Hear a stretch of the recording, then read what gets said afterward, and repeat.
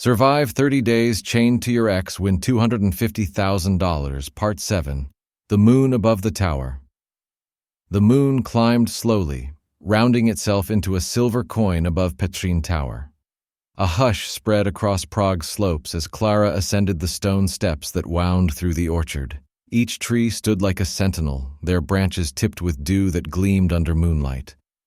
The city stretched below in amber folds, its bridges curving gently across the Vltava, as if drawn by a patient hand. She carried the violin strapped to her shoulder, the faint scent of its polished wood mingling with the cool September air. Her boots brushed fallen apples, sending a sweet aroma into the night. At the top of the hill, the once-abandoned tea room emerged from shadow. Its windows were pale with dust, yet candlelight flickered faintly inside. Clara hesitated, fingers brushing the latch.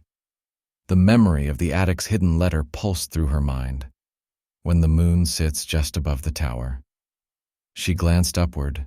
The moon hovered precisely there. Taking a steady breath, she pushed the door.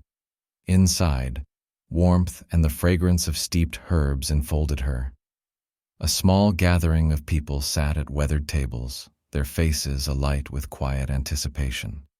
At the center stood an elderly man with hair as white as the porcelain cups scattered about. He inclined his head as if greeting an old friend.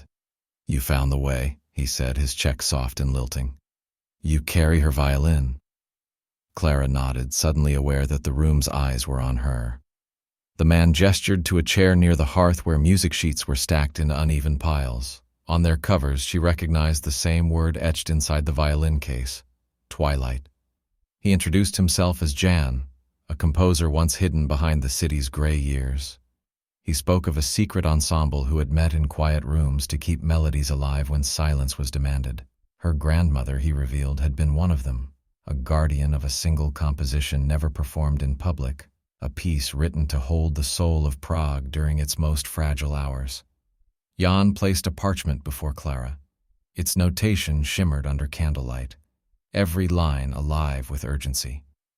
"It waits for its first breath," he said, "but it needs the hands of someone who still listens." The others began to unpack instruments from faded cases.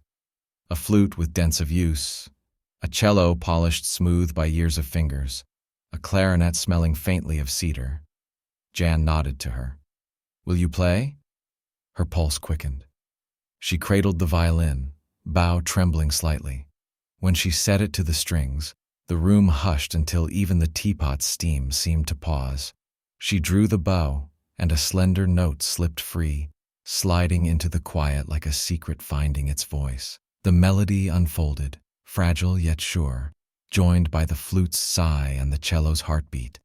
It felt less like performance than remembrance, as though the walls themselves had stored the tune and were releasing it through them. Clara's hand steadied. Her grandmother's lessons, long buried, stirred awake.